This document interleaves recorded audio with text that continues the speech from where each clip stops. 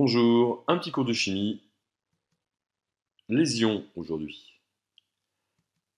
Alors, l'objectif du cours, c'est de connaître la règle de l'octet et de savoir qu'un ion peut être positif ou négatif. Alors, 3 points, les ions négatifs d'abord, puis les ions positifs, et ensuite, on va les assembler pour faire des composés ioniques. Alors, on commence par les ions négatifs. On commence par l'atome d'oxygène, O, de numéro atomique 8. Alors, sa répartition électronique, c'est 8 charges positives dans le noyau, bien sûr, 2 électrons sur la couche K et 6 sur la couche L. Cette couche L est évidemment incomplète, car elle ne possède que 6 électrons. L'ensemble, pourtant, est neutre, car on a 8 charges positives dans le noyau et 8 charges négatives, dues aux électrons, autour. Donc plus 8 moins 8, ça fait 0. Mais l'atome d'oxygène aimerait respecter la règle de l'octet. Donc il va voler 2 électrons. Il vole 2 électrons, et donc la couche L est désormais complète. Il a 8 électrons. 8 octets. Mais cette fois-ci, l'ensemble n'est plus neutre.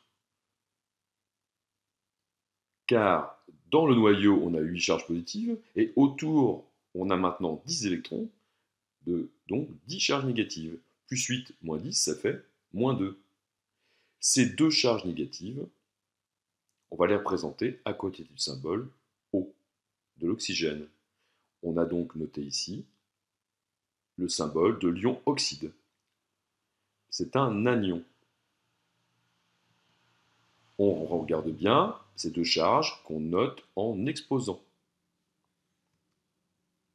Maintenant, les ions positifs. Par exemple, on prend l'atome de sodium, de symbole Na, et de numéro atomique 11.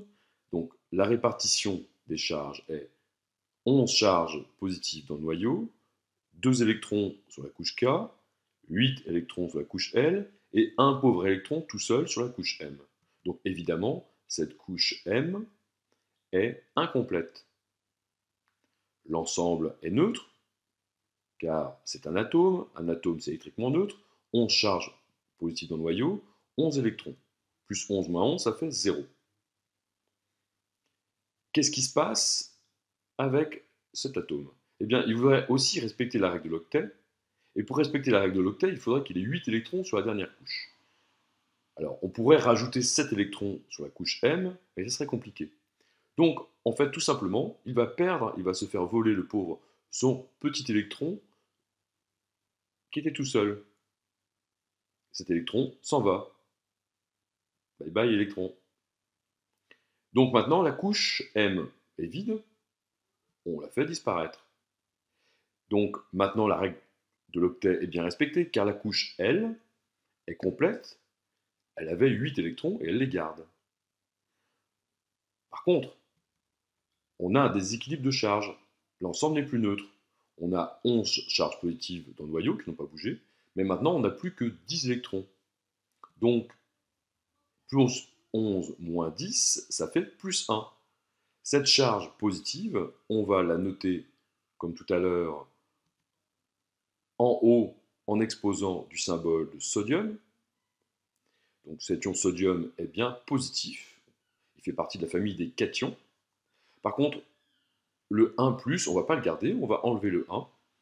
On va juste noter Na+, en exposant. Alors des ions, il y en a beaucoup. Des cations monoatomiques, c'est-à-dire des ions positifs composés d'un seul atome. Des anions, donc négatifs, composés d'un seul atome. Et puis, plus compliqué, des cations et des anions polyatomiques. Ça veut dire qu'ils ont des charges positives ou négatives et qui sont composés de plusieurs atomes. Alors, qu'est-ce qu'on fabrique avec des ions? Eh bien, on fabrique des composés ioniques. Des ions de charges différentes vont s'assembler pour former un composé ionique. Ils vont s'assembler un petit peu comme des aimants. Là, l'ion sodium et l'ion chlorure vont s'assembler, vont s'attirer comme des aimants.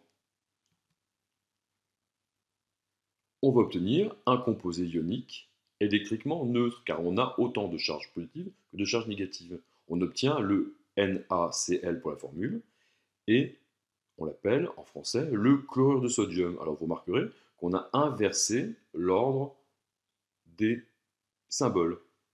Le Na était en premier, le Na c'est le sodium, on l'a placé en deuxième position. De même, on va faire un peu plus compliqué. Les ions Fer2 vont s'assembler avec deux ions chlorure, il faut deux charges positives et deux charges négatives. Ou, un autre exemple, l'ion sodium, les ions sodium vont s'assembler avec un ion sulfure. L'ion sulfure a deux charges négatives, donc on va utiliser deux ions sodium. Alors, quand ils vont s'assembler, les charges vont se compenser et on va obtenir encore des composés neutres. La formule FeCl n'est pas complète car on a deux ions chlore. On va donc l'indiquer en indice. Attention, ce n'est pas la même chose que l'exposant, c'est en bas. Et ce composé s'appelle le chlorure de fer 2. De même, pour le sulfure de sodium, on a deux ions sodium, donc on va l'indiquer en indice. On va indiquer avec un petit 2. Ces composés ioniques,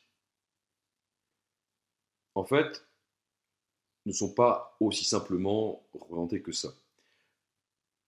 De manière plus compliquée, en fait, les ions ils sont empilés en structure géométrique régulière, ce qui fait que quand on les regarde, comme par exemple ici, pour le sel, NaCl, on observe des cristaux. Ces cristaux, ces composés ioniques, en fait, sont souvent solubles dans l'eau, mais pas toujours. Quand on les plonge dans l'eau, les ions se séparent. Tous les ions se séparent et en fait deviennent indépendants. L'équation de la dissolution, c'est donc le composé NaCl qui donne deux ions, l'ion Na+, et l'ion Cl-. Donc ces ions, maintenant, ne sont plus attachés les uns aux autres. Voilà, merci d'avoir suivi. C'est enfin terminé. Je vous remercie pour votre attention et puis à bientôt pour d'autres vidéos.